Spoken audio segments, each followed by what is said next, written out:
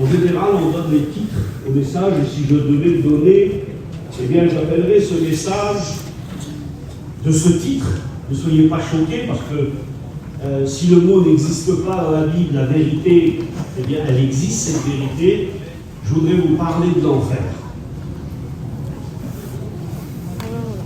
Je voudrais vous parler de l'enfer pour que les chrétiens, réalisent quel bonheur de ne pas aller dans ces endroits. Et en deux, mais c'est la priorité, je voudrais que ceux qui ne le sont pas, chrétiens, puissent à partir de ce soir le devenir. Pour éviter d'aller dans cet endroit. Vous savez, les serviteurs de Dieu prient, chantent, prêchent et parlent de l'amour de Dieu. Et c'est ce qu'il faut faire. Et on a des messages, eh bien, qui... Je ne suis pas dans l'idée de choquer ou de vouloir dire ce que les autres n'ont pas dit. En général, il faut se méfier de ce qui n'a jamais été dit. Il faut contrôler. Bon, personne ne l'a dit, c'est louche. Mais je suis d'accord, on peut parfois, inspiré par le Seigneur, eh bien, dire un mot qui, normalement, ne devrait pas provoquer ça. Et ce mot, conduit par le Saint-Esprit, provoque ça, justement. Et je me souviens, il n'y a pas très longtemps, alors que j'avais prêché, il y a quelqu'un qui est venu vers moi, c'est sûr que ce n'est pas juste à moi que c'est arrivé, mais moi, j'ai écouté la question, et je me suis donc mis à réfléchir, parce que quelqu'un est venu vers moi, et ce quelqu'un m'a dit, tu sais, dans ta prédication, quand tu as dit ce mot-là, j'ai été béni. Et j'ai réfléchi, j'ai dit, Seigneur, est-ce que j'ai vraiment dit ce mot-là? Ce frère-là, il l'a rêvé, ou il prend pour quelqu'un d'autre? Et j'ai donc acheté le petit CD, parce que le CD était à vendre, et j'ai écouté. Ben, je ne disais pas le mot que le frère il avait dit là. Alors, je ne comprenais pas, je dis pourtant, c'était le matin, il est venu me trouver alors que j'avais prêché à la retraite. Et il m'a dit qu'on t'a dit ça, et c'était précis. J'ai écouté le CD, je ne le dis pas. Alors j'ai compris, je fais la déduction. Le pasteur, il essaie de dire le maximum pour que le mot de Dieu tombe dans le cœur. Vous savez que la Bible dit que la parole de Dieu, quand elle est semée, jetée, elle ne revient pas à lui sans avoir produit son effet. Et voyez l'effet, moi ça m'a fait penser à ceux qui jouent à la pétanque, là, ils savent ça, même au billard. Eh bien, on peut mettre de l'effet dans une pétanque, là, en jouant, et la boule, si vous voulez, va partir par là, à cause de l'effet, elle va faire ça. Et ça m'a fait penser à ça. L'argent, c'est pas pareil, tu mélanges là. Oui, mais le mot effet est dedans, et la Bible dit qu'elle ne revient pas à lui sans avoir produit son effet. C'est-à-dire que le mot qu'on ne dit pas des fois. Eh bien, le Saint-Esprit prend un mot à moi, il le mode, il lui donne une courbure, un modèle, et puis ça va pour elle là-bas, et ça va pour lui là-bas. Elle ne revient pas à lui sans avoir produit son effet. C'est merveilleux ça. La Bible va jusqu'à dire les mots, le Seigneur va jusqu'à faire comprendre des mots qu'on n'a pas dit. Alors je pense sur lui ce soir. Amen. Je fais la lecture d'un verset de la Bible. C'est l'évangile de Luc. Et c'est le chapitre 18. Et le verset 26. Avant de vous parler de l'enfer, je suis obligé de vous dire un mot, dire un verset, et c'est ce que je fais. Ceux qui l'écoutaient, les gens écoutaient le Seigneur, ceux qui l'écoutaient dirent, qui peut être sauvé? Car Jésus était en train d'expliquer que, eh bien, c'était très difficile à un chameau de passer par le trou d'une aiguille. Et devant ce message, eh bien, les gens ont dit, mais qui peut être sauvé? Et Jésus a répondu, ce qui est impossible aux hommes est possible à Dieu. Amen. On a écouté les témoignages ce soir, c'était merveilleux. Impossible qu'ils soient sauvés, ces hommes-là, trop éloignés, c'est fini, ils sont perdus, on ne peut plus les rattraper. Pas pareil, moi je me suis converti, j'avais 14 ans, les garçons. 14 ans, un petit jeune de 14 ans j'avais. Et j'avais trouvé le Seigneur. Ça fait, j'ai 60 ans aujourd'hui. Je n'ai pas toujours été un ange, mais je n'ai jamais laissé le Seigneur. Alors si c'est vrai, tu peux devenir chrétien. On a écouté des témoignages terribles, des gens qui ont grandi sans le Seigneur ici, et que Dieu a été cherché. Alors moi je vais vous parler de l'enfer, et comme je l'ai dit, je voudrais vous faire peur, vous n'êtes pas sauvés, je voudrais vous faire trembler. Je voudrais que vous faites un cauchemar ce soir. Et si ce cauchemar pouvait vous approcher de Dieu, si ce cauchemar pouvait vous apprendre à vous réfugier en lui, et si c'était le moyen, alors j'entends, peut-être qu'il y en a qui croient, et disent, oh mais tu sais, s'ils viennent à Dieu par la peur, ça compte pas. Ben, je suis désolé, tous les moyens sont bons. Si on peut avoir peur et vouloir, à cause qu'on a crainte, s'approcher de Dieu. Alors je voudrais vous parler de l'enfer. L'enfer, c'est un mot qu'on ne trouve pas dans la Bible, et pasteur savent bien ça. On ne le trouve pas, mais par contre, il y a d'autres mots que l'on trouve et qui veulent dire la même chose. Donc, l'enfer, c'est un mot latin qui signifie lieu inférieur. Un lieu inférieur. Il n'est pas dans notre dimension. Il est dans une autre dimension, ce lieu-là. Mais il existe. Il est vrai. Il y a un lieu de tourment qui existe. L'enfer n'a pas été inauguré encore. Elle le sera, dit la Bible, et c'est le faux prophète et l'antichrist qui inaugureront véritablement l'enfer. Pour l'instant, il y a un lieu, si vous voulez, un lieu aussi terrible qui est appelé, donc si le mot enfer n'existe pas, vous trouverez le mot abîme. Un abîme, vous savez, c'est un puits où on ne voit pas le fond. C'est la terreur, c'est la crainte, c'est la peur, c'est un abîme. Eh bien, l'enfer est comparé, c'est le nom que la Bible appelle l'abîme, la géhenne, l'étang de feu, le lieu de tourment. Tout ça, ça existe dans la Bible.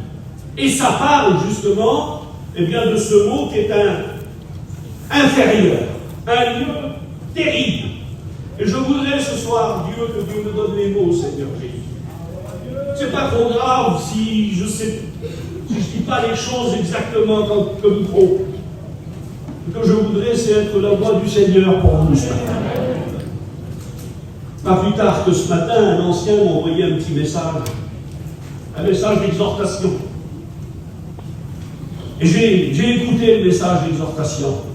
Et d'un seul coup, honnêtement, sincèrement, je ne fais pas de manière, on n'est pas là pour faire des manières. Je pense que s'il y a un endroit où on doit être vrai, c'est ici ce soir. Et ce soir, c'est mon cœur qui vous parle. La voix du frère avait disparu. C'était le Seigneur qui me parlait. Mais sincèrement, honnêtement, j'avais besoin d'entendre ce mot de Dieu. Eh bien, je voudrais ce soir que ma voix disparaisse, que ma taille, la couleur de mes cheveux disparaissent, et que ma voix devienne pour toi tout à coup la voix de Dieu. Ce serait si merveilleux. Nous, les chrétiens, nous nous réjouissons dans notre réunion, qu'elle soit d'évangélisation, de prière, ou que ce soit un culte d'adoration, on se réjouit toujours dans les réunions. On se convertit plus, nous, dans l'évangélisation. Mais mon Dieu, ce que ça nous fait du bien. Et puis encore dernièrement, j'ai écouté un frère qui a dit, si je n'étais pas chrétien, je lèverais ma main. Alors, regardez ce que j'ai écrit. En ce qui concerne l'enfer, eh bien, certaines personnes pensent et ont montré des images de cette vérité qui n'en est pas une. Ils ont montré qu'apparemment, en enfer, ou dans le lieu de tourment, il y aurait le diable qui serait le roi de l'enfer. Déjà, je voudrais tordre le cou à cette idée, comme quoi le diable se régalerait, qui serait entouré de petits démons avec des fourches, et qui irait là pendant l'éternité en train de tourmenter les gens, mais qui eux seraient à peu près bien et corrects. Eh bien, j'aimerais vous dire que je ne sais pas de quel esprit c'est sorti, et pourquoi on a parlé de ça comme si l'enfer était un lieu où le diable devait se réjouir. Eh bien, j'aimerais vous dire qu'il y a des endroits, moi, qui me font peur dans le monde.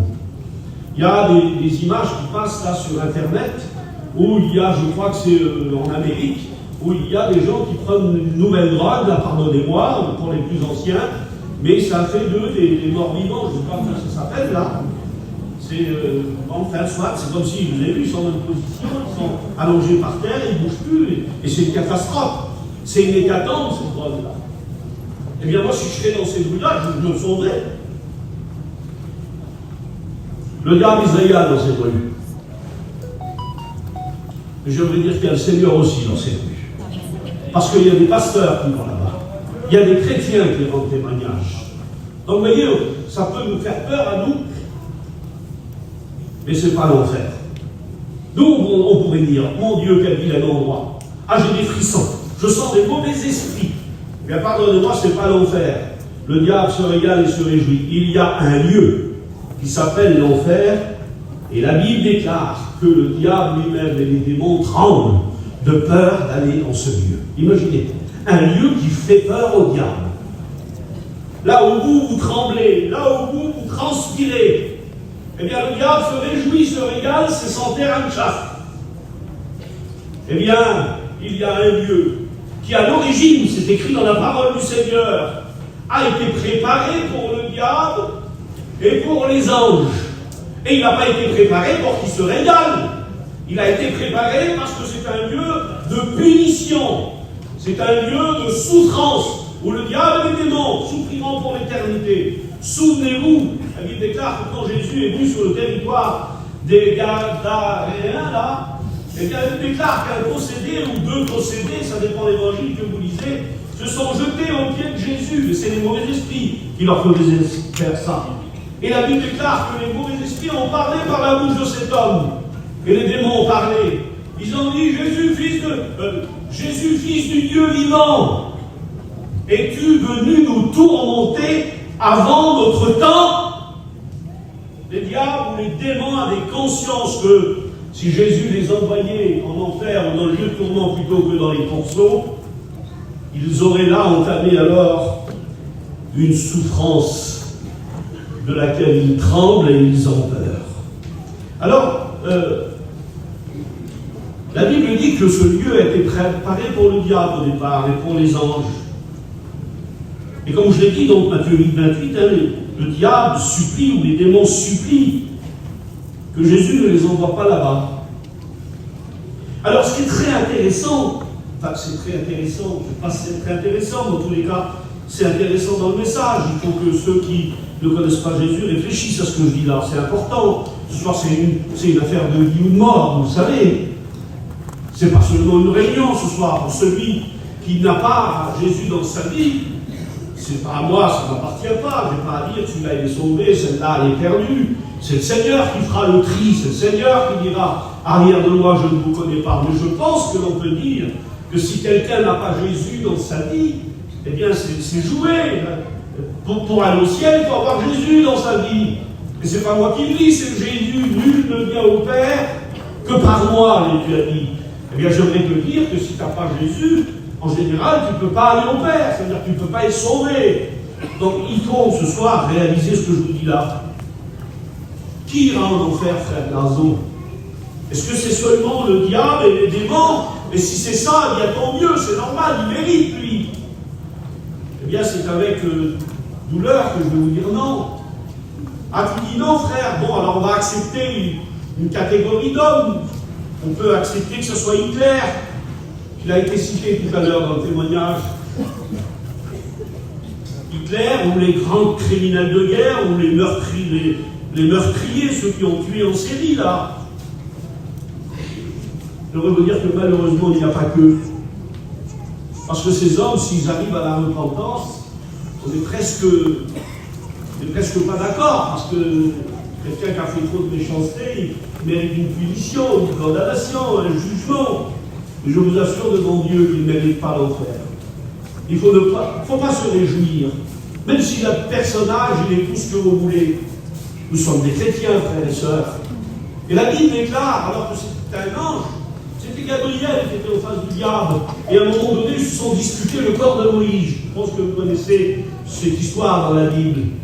Eh bien, la Bible déclare que alors que le diable voulait le corps de Moïse, mais pourquoi? Très certainement, peut-être voulait-il qu'à nouveau Israël tombe dans l'idolâtrie et adore ou rendre gloire à Moïse. Et la Bible déclare que l'ange, alors qu'il avait affaire au diable lui-même, n'osa pas apporter un langage injurieux. Il aurait pu pourtant. Moi j'ai presque envie de dire qu'on a le droit de dire tout ce qu'on veut sur le diable. Eh bien non, parce que quelque part c'est se souiller. Et l'ange il a dit que l'Éternel te réprime, que l'Éternel te juge, que l'Éternel te condamne. Et lui n'osa pas. Et bien je pense que c'est un exemple pour nous. Alors vous allez me dire, mais on n'est pas des anges, là aussi, on est des messagers, c'est ce que ça veut dire le mot ange. Ça veut dire messager. Vous êtes des messagères, mes sœurs. Qu'il ne se trouve dans votre bouche aucune parole malsaine ni l'écriture. Alors voilà ce que j'ai mis ici. Ce n'est pas seulement Hitler, ce n'est pas seulement les tueurs en série, ce n'est pas les grands meurtriers. Regardez ce que dit la Bible. Apocalypse chapitre 20, verset 11. J'aurais préféré que ça n'existe pas. Je vous assure devant Dieu. Et pourtant ça existe, c'est dans la parole du Seigneur, Apocalypse 20, 11. Je vis les morts, les grands et les petits. Je vis la mort et le séjour des morts, rendre les morts qui étaient en eux. Et quiconque ne fut pas trouvé inscrit dans le livre de vie fut jeté dans les temps de feu. Seigneur Jésus, que le diable et les démons, que Hitler et les grands meurtriers y aillent, c'est une affaire, ils ont choisi. Mais là, la Bible déclare que les morts, les grands, il peut s'agir pas de la taille des personnages, mais de leur influence. Ça peut être les grands personnages. Et puis les petits, c'est pas les petits en taille comme moi. Les petits, c'est monsieur tout le monde, c'est les gens de la rue, c'est ceux qui n'auront pas voulu Jésus dans leur cœur. Eh bien, la Bible déclare, malheureusement, et croyez-moi, ce n'est pas tous des tueurs en série à ce moment-là. La Bible dit que les morts, les grands et les petits, furent jetés dans les temps de feu. Je voudrais vous décrire l'endroit. Et c'est là que je voudrais que ça vous fasse peur. Permettez que je vous décrive l'endroit. Nous, les chrétiens, nous allons nous réjouir de ne pas y aller. On va dire merci, Seigneur. Ça fait 3 mois, ça fait 10 ans, ça fait 20 ans qu'on m'a sauvé. Seigneur Jésus, ça me fait peur, ça ne voudrait pas aller dans la ligne comme ça. Seigneur, il reste un tout petit bout de chemin à parcourir. Vous savez que ce qui est en train de se passer là par rapport à la guerre, que ce soit l'Ukraine ou Macron, je suis sûr que dans quelques années, si on passe encore à travers et que Jésus n'est pas revenu, les médias vont nous expliquer qu'on était sur le fil de la guerre mondiale. Ils vont le dire après, vous verrez. Là, pour l'instant, nous, on ne sait pas tout. Les journalistes, eh bien, ils n'ont pas tous les renseignements possibles. Alors, ils disent qu'il y a des situations là qui sont en train de se dérouler qui n'est pas terrible. Mais vous verrez que dès que ça va passer, si demain ça passe, eh bien, vous verrez que les gens vont dire que on ne soupçonnait même pas, nous. On écoutera que peut-être ils avaient presque les doigts sur les boutons pour faire partir les missiles nucléaires. On écoutera, vous verrez, c'est exactement comme ça. Donc, décrire l'endroit d'après les Saintes Écritures. Alors moi, je ne veux pas essayer de dire des choses que la Bible ne dit pas. L'apôtre Saint Paul déclare qu'il ne faut pas, surtout pas, aller au-delà de ce qui est écrit. Le meilleur fondement, c'est la parole de Dieu. Mais la parole de Dieu nous en dit assez. J'aimerais vous dire qu'avant tout, s'il y avait un panneau, vous savez, devant l'enfer, devant la porte, eh bien ce serait marqué lieu de tourment, lieu de souffrance, lieu de tristesse. Et j'ai regardé dans la Bible, j'ai relevé comme ça, que le Saint-Esprit fasse, que Dieu fasse, que Jésus fasse, que quelqu'un reçoive la parole de Dieu ce soir et que ses yeux s'ouvrent. La Bible déclare, regardez, avant tout ce lieu est un lieu de souffrance. Un lieu de souffrance éternelle. Qui aime la souffrance? J'ai presque envie de vous faire lever la main. Vous savez, moi, quand je prie, je suis prêt. Je le disais aux étudiants encore cet après-midi. J'étais dans les cours avec eux, et puis je leur disais, nous, on est sous la volonté de Dieu. Paul disait, il avait compris que je vis ou que je meurs, parce que je vais mourir un jour, que cela soit à la gloire de Dieu, dit Paul. Et on n'a pas à forcer. Moi, je vous donne ce conseil-là. N'essayez pas de voir en vision votre anniversaire de 99 ans. Laissez faire le Seigneur. Amen. La Bible disait, Seigneur, c'était aussi simple que ça, vous voyez. Tu coupes le fil de ma vie, je ne suis plus. C'est aussi simple. Et puis, je pense qu'il faut accepter la volonté de Dieu. Bien sûr qu'on a raison de croire que Dieu peut ajouter des années. Il l'a fait dans la Bible et il l'a fait parmi nous. On est d'accord que Dieu, s'il s'il le veut et si c'est sa volonté, il guérit. J'ai une bonne nouvelle pour vous, je vous l'annonce. Nicodème, notre encadreur, mais membre de la direction aussi, eh bien, a fait un scanner, et les docteurs aujourd'hui, c'était aujourd'hui la grande nouvelle, puisque notre frère était malade, je le dis au passé, et les docteurs ont mis les deux scanners et ils ont dit, monsieur, vous n'avez plus rien. Amen. Et alléluia. La petite promesse aussi, vous avez dû prier pour elle. Eh bien, tout à l'heure, le père m'a téléphoné, et dans le cours, j'ai mis le téléphone sur le micro, et il était tout réjoui de dire que sa fille était hors de danger, et que Dieu l'avait bénie. Alors, vous voyez, donc Dieu guérit, hors de question de dire que Dieu ne continue pas à agir, mais bien sûr que la volonté de Dieu est primordiale, indispensable. Un jour, Dieu avait regardé un homme et il avait dit, bien écoute, c'est maintenant que tu dois partir, toi. Il s'appelait Ézéchias, comme là. Puis Dieu est venu vers lui par le moyen du prophète et il a dit, donne des ordres à ta maison, car demain, il faut bien que ça arrive demain. Alors pas demain, 24 heures. Alors, on est tous vivants là, et puis demain, dans 6 mois, dans 1 an, je vous souhaite une longue vie, hein, pour ceux qui seraient un petit peu angoissés. Soyez bénis, vivez longtemps. Vous savez, ça ne veut rien dire ce que je dis là. C'est le Seigneur qui connaît le début et la fin de notre vie. Et puis la Bible déclare que notre Ézéchias, là, lui, quand le Seigneur est venu lui dire par la bouche du prophète, donne des ordres à ta maison, arrange-toi, arrange tes affaires, parce que demain tu vas partir, c'était le mieux pour lui. Et bien la Bible déclare qu'il n'a pas voulu, il s'est tourné, il a pleuré, un peu comme nous, mais c'est logique, il ne faut pas non plus faire trop dur, moi. Seigneur, je t'en supplie, comme nos frères, hein, frères et sœurs, pas maintenant. Puis le Seigneur, il va vers le prophète et lui dit, écoute, retourne. Et s'il a fait ça, le Seigneur, c'est pour nous donner un exemple, hein, pour montrer qu'il ne faut pas trop forcer. Il faut accepter sa volonté. Parce qu'il sait ce qu'il fait, le Seigneur.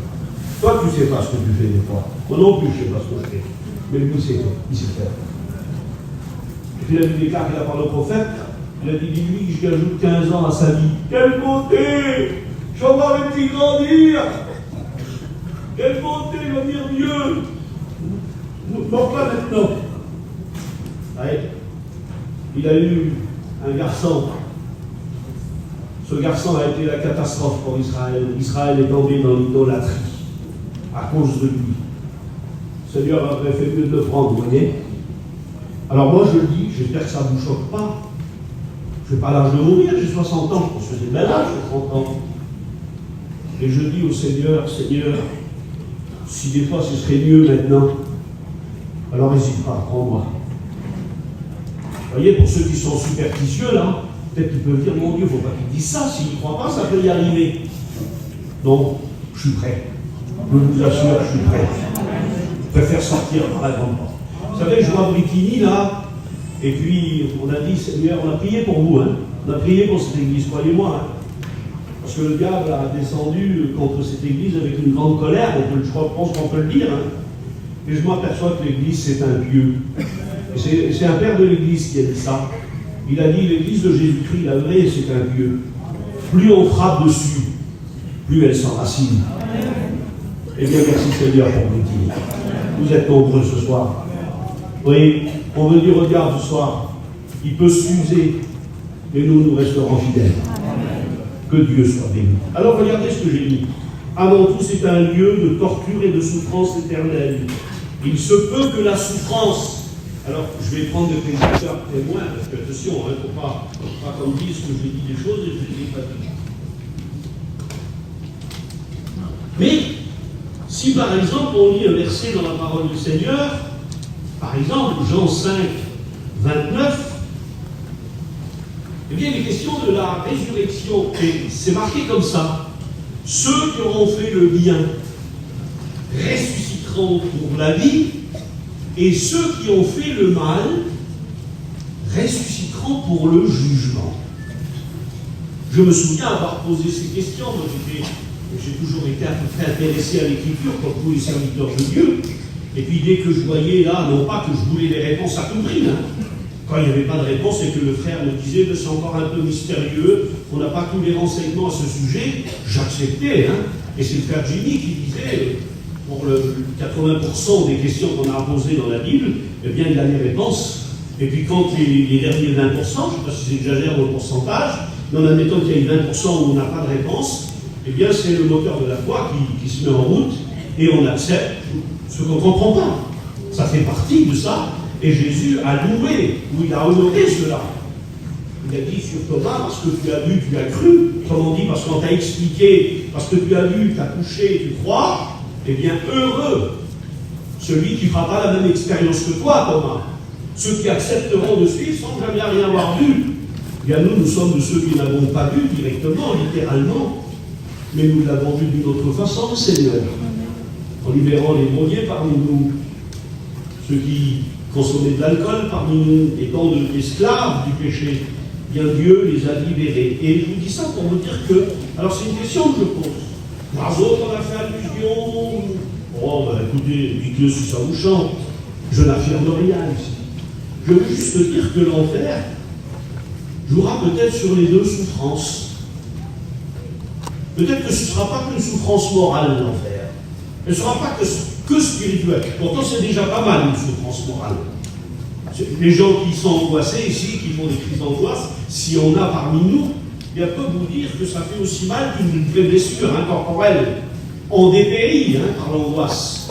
Et on meurt sur pied, moralement, quand on est atteint au niveau du cœur, au niveau des pensées, au niveau de l'esprit.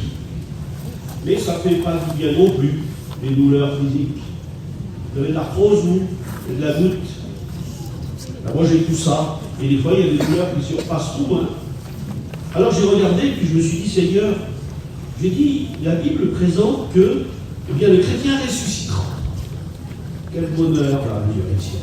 Par contre, Saint Paul déclare, ce que nous attendons, c'est la rédemption, non pas de l'âme, parce qu'elle est sauvée depuis le jour où vous êtes né de nouveau, mais dit ce que nous attendons. Il est encore dans l'attente, Paul. Il y avait quelque chose qui devait venir.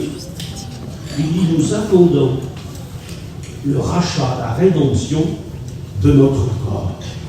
Ah oui, la Bible dit que, et j'ai dit ça aux étudiants l'autre jour, et ça nous a réjouis, j'espère que ça va vous réjouir.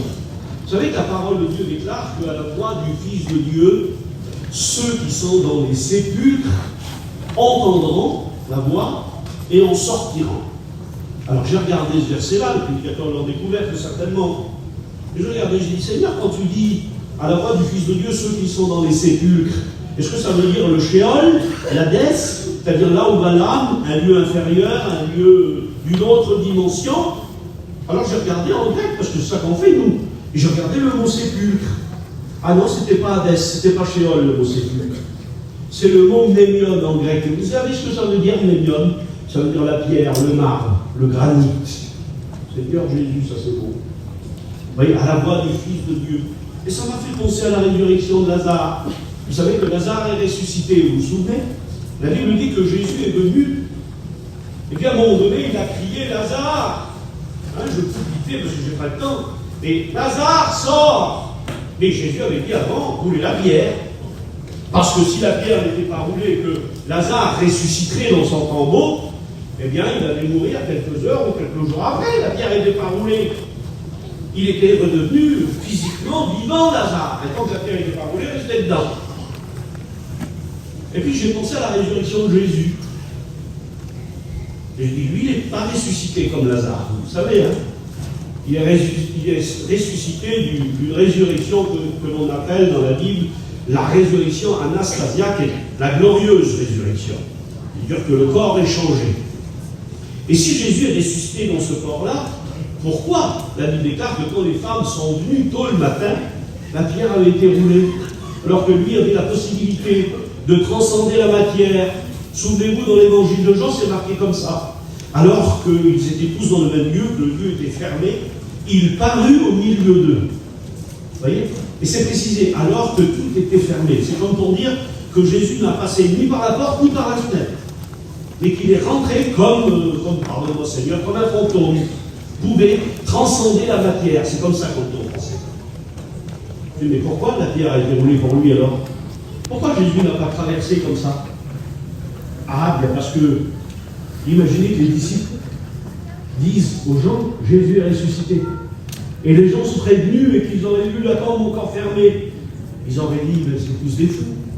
C'était ce qui s'était passé pour le chanvreur, vous vous rappelez? Et ils sont ivres. Ils sont tous fous. Ils disent qu'il est ressuscité alors que la pierre est toujours en place. Mais non, Jésus est derrière. Déjà là, j'avais déjà imaginé un stratagème, puisqu'il avait dit, comment on va faire? Il est sorti Jésus. Et bien on n'a qu'à dire que les disciples sont venus. Et de nuit, ils ont volé son corps. Vous voyez, déjà, il y avait des... Si la tombe ou le tombeau de Jésus, la pierre a été roulée, vous savez c'est pourquoi? C'est pour donner la preuve de sa résurrection. Eh bien, les gens, quand ils verront la tombe des chrétiens ouverte, ce sera la preuve que les chrétiens avaient raison. Qu'ils avaient eu raison de se confier dans celui que l'on appelle Jésus. Que Dieu soit béni. Alors j'ai mis ici, n'oublions pas que si les chrétiens croient en la résurrection glorieuse, eh bien, la Bible dit que ceux qui ont fait le mal ressusciteront et comparaîtront devant Dieu. Il y a dans la Bible des expressions telles que, Apocalypse 10, ils furent jetés vivants. Vous voyez? Donc le corps de ceux qui n'iront pas au ciel ressuscitera comme ceux qui iront au ciel. Et la Bible déclare, alors là vous trouvez ça, Apocalypse 10, concernant le prophète et l'Antichrist, eh bien c'est un Dieu qui les a reçus alors qu'ils étaient encore vivants. Ils furent jetés vivants. Et qu'après, alors il faut spiritualiser, comment on va faire? Pour essayer de spiritualiser ça, si ça n'a pas de réalité dans leurs mots. Luc 16, 20. Père Abraham, dis à Lazare de tremper son doigt dans l'eau pour venir me rafraîchir la langue. L'enfer est un lieu où on a soif. Et on ne pourra jamais boire de la vie. Vous savez, avoir soif, on n'a pas soif, nous. On a un petit peu soif. Mais rester quelques jours, 5 jours, 6 jours, peut-être que vous êtes fait opérer, et puis là, pendant 2 jours, il ne faut pas boire. Vous avez vu? Qui c'est qui s'est fait opérer, qui n'a pas le droit de boire, il a la bouteille d'eau, et qu'il aurait bu, même que sa vie est en danger. On ne peut pas se retenir bientôt, tellement c'est important de boire. Eh bien, la Bible déclare que là, alors demandez-moi pas de traduire, hein. De toute façon, c'est physiquement le feu, c'est physiquement l'eau. Moi, je n'ai pas à vous trouver une version bizarre. La Bible parle d'eau, elle parle de feu.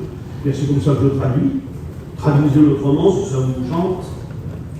Donc, de l'eau pour rafraîchir. Je souffre cruellement dans cette flamme. Ah oui. Alors j'ai regardé. C'est un lieu de souffrance. Je souffre cruellement dans cette flamme. Et la flamme, le feu, eh bien, va dévorer les gens. C'est marqué. Hébreux, chapitre 10, verset 27. Un feu qui dévore les rebelles. Il a comme une forme de lion, comme un fauve, si vous voulez, ce feu-là. Et il dévore les gens. Et vous savez que la grande affaire en enfer, c'est qu'on peut être dévoré vivant sans mourir. Et c'est ça l'idée. Le feu va dévorer les gens sur place et ils ne mouriront pas. Souvenez-vous, il dit que quand le Seigneur fera tomber sa colère sur la race des hommes, eh bien les hommes, les généraux, les grands, les rois, diront montagne, tombez sur nous et cachez-nous devant la colère. Et la Bible déclare qu'ils voudront mourir à ce moment-là, mais ils ne trouveront pas la mort. Impossible de mourir. Ça s'appelle d'ailleurs la deuxième mort. Parce que c'est l'horreur de la mort, tout le négatif dans la mort, sans s'éteindre. Imaginez. Il y a des gens qui, là, sont en train de souffrir et qui sont près de la mort et qui veulent et qui disent « Laissez-moi partir, je souffre de trop, je veux partir. » Eh bien là, ce sera ça. Et sans pouvoir partir. Sans pouvoir mourir. Regardez ce qui est marqué dans la parole du Seigneur. J'ai mis ici un peu, après dater un livre qui s'appelle La Seconde Mort. Mais on ne s'éteint point. Jude 1, 23. Ça, il a fait de nous, les frères. Je voudrais dire aux prédicateurs ici, aux étudiants, aux chrétiens aussi, aux chrétiennes, vous avez quelque chose à faire pour Jésus. C'est trop facile de croire qu'il y a et ceux qui travaillent et ceux qui ne font rien. Je voudrais vous dire que Dieu nous a délivré un travail, c'est obligé. Il n'y a pas de chômeur dans l'église du Seigneur. Et j'ai mis ici Jude 1, 23. À moi, il m'a équipé d'une combinaison. Je suis un pompier du Seigneur, moi. Parce que le Seigneur me dit ça, Jude 1, 23. sauvez-en d'autres en les arrachant du feu. Seigneur, je peux y aller, Seigneur, je ne vais pas me brûler, mon gars. Je te protège. Passe ton bras, tu verras. Mets ta main. Et là, je pense aux 4 copains de Daniel. Vous vous rappelez? La Bible dit qu'ils ont été jetés dans une fournaise, chauffée 7 fois plus fort. On avait choisi les gardes les plus costauds pour jeter ces hommes dedans. Et la Bible déclare que quand les plus costauds sont venus pour les jeter dedans, seulement la chaleur qui est sortie a exterminé sur place les hommes qui les avaient jetés dedans. Et la Bible déclare que quand on a regardé dans la fournaise, eh bien on a vu un personnage de plus. C'était 3 personnes qui avaient, c'était un 4e qui avait. Et la Bible déclare, écoutez bien, que leurs cheveux ne sentaient pas la fumée. Leurs vêtements ne sentaient pas la fumée. Il y avait seulement quelque chose qui avait brûlé. La Bible déclare que c'était leur lien qui avait brûlé. Ah, vous savez, quand le Seigneur fait tomber son feu sur nous, il est représenté par l'Esprit Saint, vous vous rappelez? Eh bien, c'est un feu purificateur, c'est un feu qui nous apporte une qualité, un bonheur, qui nous débarrasse de ce qui nous tient. Merci Seigneur Jésus. Un feu, j'ai mis ici, sauvez-en d'autres en les arrachant du feu. Un lieu où on a soif. Ça, je l'ai dit. Est-ce que vous aimez la lumière? Vous aimez la lumière? On a des petits prospectus, vous avez vu, mission avec un tel, courant de la ville. Oh là là là, pas de moteur. Nous on y va. On aime bien l'électricité, que voulez-vous? C'est bien. Si tu aimes bien l'électricité, si tu aimes bien la lumière, la Bible dit que l'enfer est un lieu de ténèbres. Pas de lumière, c'est pas écrit. Vous savez qu'il y en a qui ont peur de la nuit? Moi, je suis missionnaire et j'étais avec un missionnaire. Je ne dirais pas le nom, bien sûr. Et puis on était dans une espèce de petit appartement comme ça, puis moi j'étais dormais là maintenant, et puis le soir j'ai eu soif. Alors je me suis levé pour aller voir, mais en passant devant la chambre de mon copain, là, j'ai vu la grande lumière allumée dedans. Oh, j'ai dit, oh là là, comment ça se fait? Pas une veilleuse, hein, la grande lumière, tout éclairé. Alors j'ai dit, il doit lire celui-là, ou il doit prier. Puis j'ai fait tout doucement, j'ai ouvert la porte et j'ai regardé. Ah non, il ronflait. Et j'ai compris. Il dormait la lumière allumée. Il n'aimait pas dormir dans le noir. C'est vrai que le noir, c'est pas terrible. Tout est plus terrible le noir. Vous savez ça, hein, vous avez un petit bobo, vous n'y pensez pas la journée, et la nuit, et il vous fait mal le petit bobo là. Vous avez un petit problème de rien du tout, la journée vous avez bien vécu, vous n'y avez pas pensé. Quand vous couchez, le petit problème, il est comme le chapiteau. Le morceau de linge, il est mal mis sur le truc, là-bas, vous croyez qu'il y a Dracula dans la copine ou dans la maison. C'est la nuit.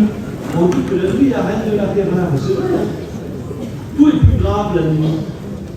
Et la Bible déclare que l'enfer, c'est un lieu de ténèbres. Matthieu 25, 30. Liez-lui les mains et les pieds, jetez-le dans les ténèbres du dehors. Là, c'est réservé à ceux qui iront loin du Seigneur. 4e point. Est-ce que vous aimez avoir peur? Est-ce que vous aimez être tranquille, être angoissé, avoir peur de quelque chose pour votre fils, pour votre fille, pour ceci, pour cela, et vous êtes dans la crainte, vous avez peur? Eh bien, j'aimerais vous dire, c'est dans la Bible, l'enfer, ce sera un lieu où on aura peur éternellement. Ah bon, garçon? Tu crois que c'est marqué où? Toujours Luc 16. Père Abraham, dis à Lazare qu'il aille dans la maison de mon père. Parce que là-bas, j'ai 5 frères. Et je ne veux pas qu'il vienne là. Peur pour sa famille. Peur pour ses enfants. L'enfer, c'est un lieu où on a soif. L'enfer, c'est un lieu où on souffre. L'enfer, c'est un lieu où il y a les ténèbres. Et l'enfer, c'est un lieu où on a peur. L'enfer, c'est un lieu de remords. En général, je pense qu'on peut le dire, ceux qui sont perdus verront les chrétiens.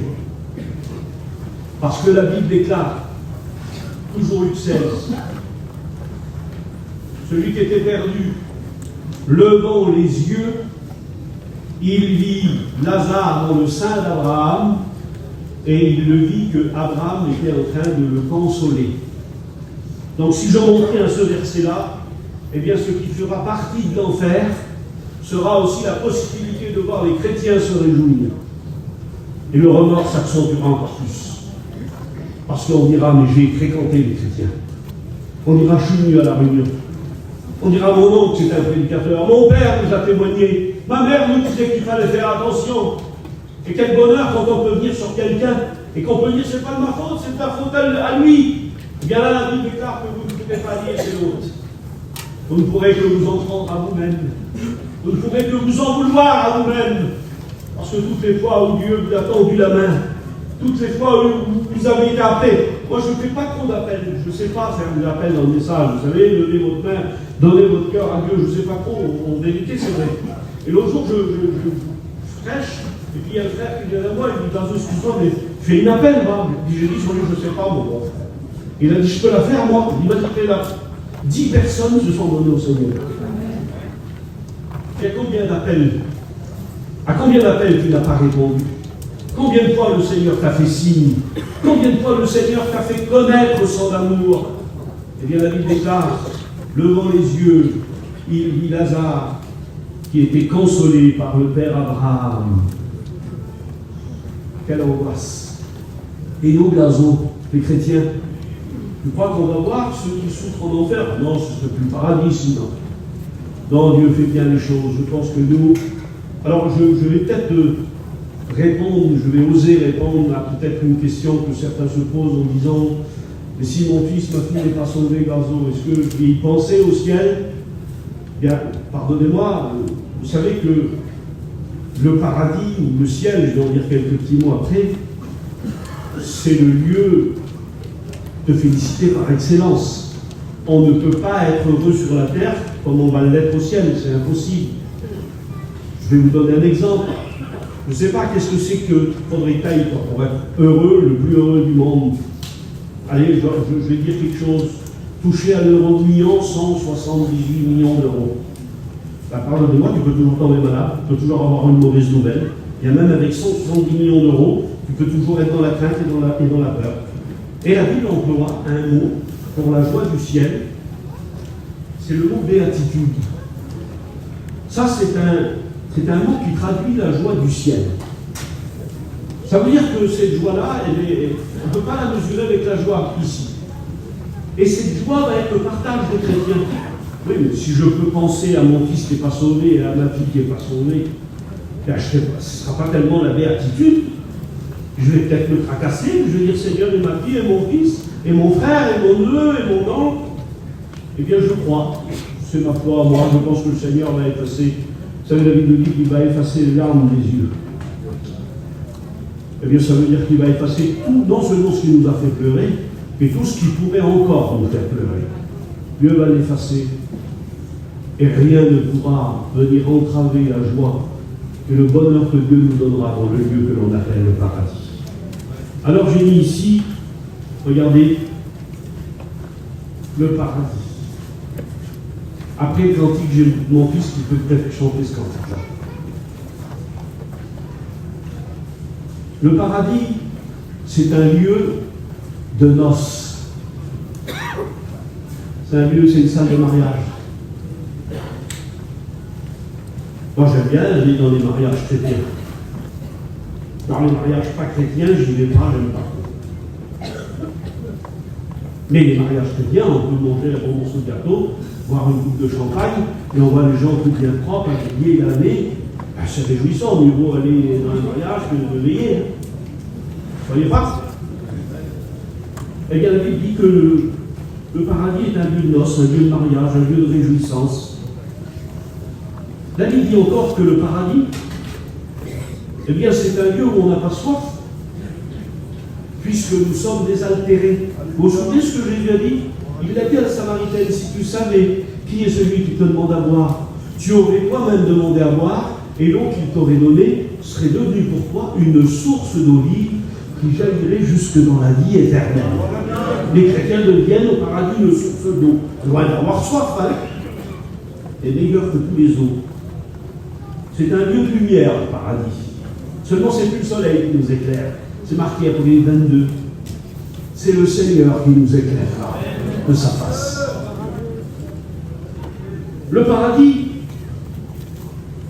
n'aura plus jamais peur. Plus jamais peur.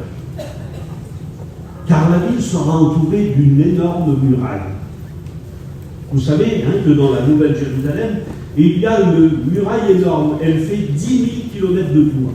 Et c'est des vrais centimètres. Puisque quand le Seigneur dit à l'ange de mesurer la ville, il lui dit mesure à la mesure des hommes. Et selon le métrage, eh bien c'est 10 000 km. Notre belle ville de Paris, là, pour en faire le tour sur le périphérique, il faut faire 34 km. D'un point à un autre, vous avez fait le tour. Là, c'est une ville qui fait 10 000 km. Il y a une muraille énorme la muraille. Seulement 100 d'épaisseur. La ville précise 100 mètres d'épaisseur.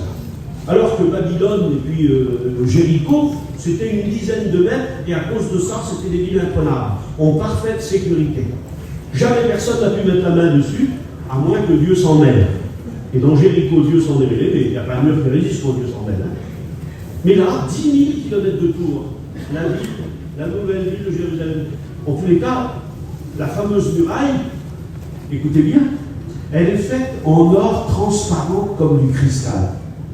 Vous avez déjà vu ça, vous ? De l'or transparent comme du cristal. C'est juste pour décrire un peu les valeurs de Dieu, qui n'ont rien à voir avec l'or, couleur or, rose, ou je ne sais pas quelle couleur encore. C'est de l'or transparent comme du cristal, ça me semble comme du diamant, tout simplement. Transparent comme du cristal. Elle va servir à quoi ? Vous vous êtes déjà posé la question, à quoi va servir une muraille ? Parce qu'une muraille, c'est fait pour protéger. Le diable est lié, jeté en enfer avec l'antichrist, le pauvre prophète et tous les démons. Il n'y a rien à faire. Enfin, pas King Kong ou les Martiens. Donc, Seigneur, cette muraille, c'est quoi cette muraille ? Alors, j'ai essayé de réfléchir, non pas pour donner une réponse là où il n'y en a pas, mais j'ai dit, Seigneur, avant tout, c'est quoi une muraille ? C'était quoi l'intérêt d'une muraille ? Et puis la réponse, elle est venue comme ça dans ma tête. Je ne sais pas si c'est la bonne. Peut-être que les frères ici, là, il y a des lecteurs, ils peuvent donner une meilleure réponse. Mais pour l'instant, c'est moi qui prêche, moi je vous donne la mienne. Je dis, Seigneur, c'est quoi alors ? Pourquoi la muraille, Seigneur ? Va nous protéger de qui ? De quoi ? Je dis, réfléchis, c'est quoi une muraille ? C'était un roi qui faisait la muraille. C'était le symbole de son intérêt pour sa ville. C'était le symbole de l'amour qu'il avait pour la ville. Plus il aime un roi, plus il protège. Mais Dieu ne protège plus de rien, puisque nos ennemis sont tous morts. Eh bien, Gazo, cette muraille-là, c'est le symbole de l'amour de Dieu qu'il a eu pour toi. Elle restera là. Tu seras entouré. Non, ce ne sera pas fini.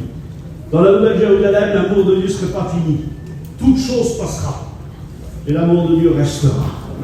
Et elle sera là, témoin, comme cette grande muraille, transparente comme du cristal. Et pour l'éternité, nous nous rappellerons véritablement l'amour que Dieu a eu pour nous. On peut dire merci Seigneur, parce que tu m'as aimé. Nous nous en rendrons compte quand nous serons au ciel. Alors nous n'aurons plus jamais peur, car la ville sera entourée d'une muraille qui sera le symbole très certainement de l'amour de Dieu autour de nous. Cinquième point. La Bible dit qu'il essuiera toute larme de nos yeux, et c'est ce que j'ai dit tout à l'heure. Donc le passé, le présent, le passé et le présent sera effacé, et ne restera que l'avenir. J'aimerais vous dire, frères et sœurs, qu'il reste un tout petit bout de chemin à parcourir. Il y a peut-être encore des larmes, il y a peut-être encore des souffrances, et c'est sûr qu'il y en a. L'apôtre Saint Paul, alors qu'il était en prison, la Bible dit qu'il a dit ces mots. Il a dit les quelques épreuves auxquelles nous sommes exposés, c'est ce que nous sommes en train de vivre, ne sont rien par rapport au poids de gloire qui nous attend. J'aimerais vous dire, chrétiens, ça vaut le coup de continuer encore un peu. Parce qu'il y en a qui disent, des fois j'en ai marre de cette vie, Seigneur, j'en ai marre, ça y est, j'ai presque passé l'heure, pas presque, j'ai passé, alors je vais terminer. La priorité, c'est ceux qui ne sont pas chrétiens ce soir. Nous aimons la musique, nous. Chrétiens ou pas chrétiens d'ailleurs. Après Après, quand on est chrétien, on se limite par rapport à la musique du monde. Mais bon, il y en a quand même qui, des fois, écoutent un petit peu. On va acheter la pierre. Ça arrive de temps en temps, gentiment. La Bible déclare qu'il y aura une musique en enfer et il y en aura une au ciel. En enfer, la Bible déclare que ce sera des pleurs et des grincements de dents. Voilà la musique qu'il y aura en enfer. Vous aimez écouter les gens pleurer, vous? Moi, j'aime bien dans l'église, il y a que là que je supporte les pleurs, sinon ça me fait quelque chose. Et j'aime pas voir les gens pleurer. Moi, je vois une Margie pleurer dans la rue, je propose mon aide, je lui demande si je peux l'aider. Eh bien, ce sera constamment les pleurs, pour l'éternité. Grincement de dents, c'est le symbole d'une souffrance, d'un gémissement. On grince les dents quand on ne peut plus pleurer. Vous savez ça? Quand on essaye de se mordre, pour ne pas laisser échapper le cri, parce que peut-être on n'en a plus. Peut-être plus de larmes non plus. Alors on grince les dents. Ce sera la musique. Et si tu veux ta belle musique, eh bien la Bible déclare qu'au ciel, il y a un cantique. Je ne sais pas s'il est écrit ou s'il va l'écrire, mais je crois qu'il doit être écrit, puisqu'il a déjà senti. Il s'appelle le cantique de l'agneau, composé par le Seigneur lui-même et chanté par les anges. On a des frères et sœurs qui chantent merveilleusement bien dans la mission, et c'est réjouissant d'écouter chanter. Et des fois, il y a des chants qui nous transportent. Imaginez-vous ce que ça doit être un cantique au ciel. Les harmonies, les accords et les tons, c'est d'une autre dimension. Et la Bible déclare que les anges chanteront, l'Église chantera le cantique de Moïse, c'est le cantique de l'agneau. Que Dieu soit béni. Alors je voudrais prier. Vous voulez qu'on prie avec moi? Vous voulez prier avec moi?